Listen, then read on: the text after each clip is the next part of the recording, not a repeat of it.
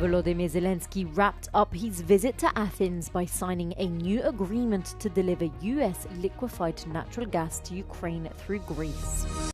Russia launched over 1,200 attacks on Ukraine in the past week, while it claims to have gained new territory on the front line. Amid pressure and opposition from the youth wing of his CDU ruling coalition, Germany's Chancellor Friedrich Merz backs draft legislation of the country's pension reform. The UK will announce its most significant asylum reforms in years on Monday. Ukrainian President Volodymyr Zelensky ended his visit to Athens with the signing of a new deal to supply US liquefied natural gas to Ukraine via Greece. In the presence of Zelensky, Greek Prime Minister Kyriakos Mitsotakis and US Ambassador to Greece Kimberly Guilfoyle, Greece's DEPA Emporia and Ukraine's Naftogaz agreed to begin transporting gas from December to help secure Ukraine's energy needs this winter. Mitsotakis said the agreement gives Greek and Ukrainian relations a new dimension. Η Ελλάδα, έτσι για να το πούμε πολύ απλά λόγια, καθίσταται ένας πάροχος ενεργειακής ασφάλειας για την πατρίδα σας. Και αναμφίβολα όλες αυτές είναι καταλυτικές εξελίξεις στον δρόμο για την οριστική απεξάρτηση από το ρωσικό φυσικό αέριο. Γιατί η Ευρώπη θα σταματήσει να αγοράζει ρωσικό φυσικό αέριο, το οποίο δεν θα μπορεί πια να εισέρχεται μεταμφιεσμένο στην Ήπειρό μας. As Zelensky acknowledged the important role of Greece as an energy hub. Домовленість щодо постачання газу в Україну. Фактично, щоночі зараз росіяни завдають ударів по нашій інфраструктурі. Найбільше по енергетичній інфраструктурі. Zelensky arrived in Athens on Sunday, welcomed by Vice President Kostis Hadjidakis. He met President Konstantinos Tassoulas, who said Cyprus's occupation shapes Greece's stance on Ukraine. Zelensky's next stops are Paris and Madrid. Russia has launched a total of 1,217 drones and missile attacks on Ukraine in the past 7 days, according to Ukraine's armed forces. 176 attacks were fired overnight, with Ukraine's military saying it shot down or neutralized 139 of them. At least one person was injured in the northern Sumy region when a village was targeted, causing a large-scale fire, Ukraine's state emergency service said. Russia's defense ministry claimed on Sunday to have captured the village of Ropnopoli and Malatokmashka in the southern Zaporizhzhia region, as intense fighting continues on the front line. Meanwhile, Russia said it shot down 57 Ukrainian drones overnight. In a post on X, Ukrainian President Volodymyr Zelensky said that Kyiv is working to restart prisoner exchanges with Russia. Dmitry Glukovsky, the author of the Metro literary saga, is facing 8 years in prison for criticizing Russian President Vladimir Putin. Glukovsky, whose novels describe the world after a nuclear war, spoke with Euronews during a stopover at Chopin Airport in Warsaw. We asked him whether the scenario of a nuclear war between Russia and the West could actually materialize.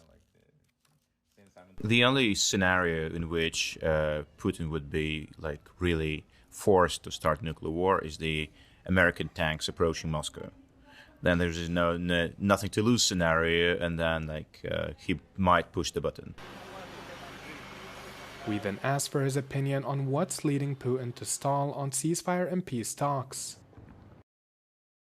The purpose of this war is to eliminate Ukraine as an independent country and turn it into a fully controllable satellite of Russia. A peace right now does not help him to achieve it, because it just freezes the situation.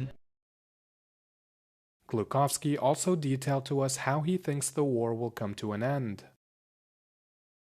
He might say he's happy with taking the entire Donbass, but that would require Zelensky to retreat from Donbass. That would weaken Zelensky's positions inside the country, so a few years will go by, just as it happened with Crimea, then Donbass, and then this incursion. Russia will rearm, Russia will regroup, and Russia will strike again because it cannot afford existence of a competing project with democracy pro-Western. It's the threat to the personal power of the autocrat. Now, as long as he's in power, this war continues. The next generation will be able to fully reset it because it's not about Russian national security, it's about the security of the power of this person. As soon as he's gone, for natural or unnatural reasons, everything changes. The crisis over pension reform in Germany is escalating. During his weekend speech, Chancellor Friedrich Merz backed the draft legislation of the pension reform, putting him at odds with the party's youth wing, which rejected the reform package. Facing pressure, Merz warned that he did not want a bidding war for the lowest pension level. An dieser Debatte bitte konstruktiv und aktiv teil, aber nicht indem ihr einfach nur sagt, was nicht geht, sondern mit uns darüber sprecht und wir gemeinsam diskutieren, wie es zusammen geht, liebe Freundinnen und Freunde. Das muss doch die Botschaft an die Bevölkerung sein. The controversy over Germany's pension reform stems from the bill's provision to guarantee pension rises until 2031.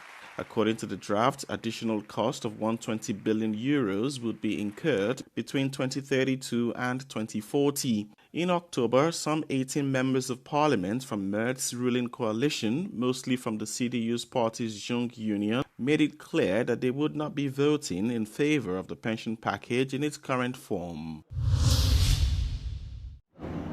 The European Parliament has adopted a report raising the alarm on transnational repression, tactics used by governments to reach across borders in order to try to silence dissent among the diaspora or exiled dissidents. It takes multiple forms such as defamation campaigns, digital threats, forced repatriation or murder. In 2021, Belarusian dissident journalist Roman Protasevich was detained after his flight from Greece to Lithuania was diverted to Minsk. It is not an isolated case. I have a question to you. Basically, since the end of the Cold War, what's happened is that more people have been able to leave repressive states and settle somewhere else. And also we have telecommunications technology that allows us to stay in touch and actually also allows authoritarian governments to track people when they move abroad. And so what we've seen is this increase in authoritarian states trying to track and silence, surveil, harass dissidents abroad, including in the US, Canada, and all over Europe. MEPs are now calling on European countries to codify transnational repression into their national legislation to better protect targeted individuals.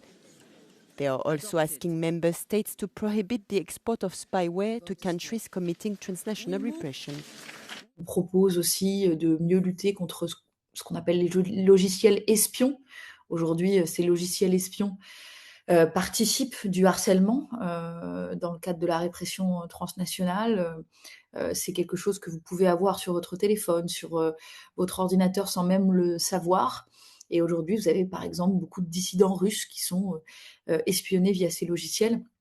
In 2024, more than 25% of the world's governments had engaged in transnational repression over the past decade, with above 1,200 physical incidents across 100 target countries, according to Freedom House. 10 regimes account for nearly 80% of all instances of abuse, led by China, Turkey, Tajikistan and Russia. Consultative meeting of the heads of states of Central Asia in Tashkent, Uzbekistan delivered a landmark outcome. Leaders unanimously approved the accession of Azerbaijan as a full member of the format. As the president of Uzbekistan, Shavkat Mirziyoyev described it as a step that opens a new phase of cooperation and helping shape a unified space between Central Asia and the South Caucasus. In his address, the president outlined 7 key priorities for advancing what he called a new Central Asia. He highlighted rapid progress in regional integration, noting that borders have reopened, territorial issues have been resolved, and cooperation in energy, transport and trade is expanding. Mutual trade has now reached $10.7 billion, with investment growing by 17%.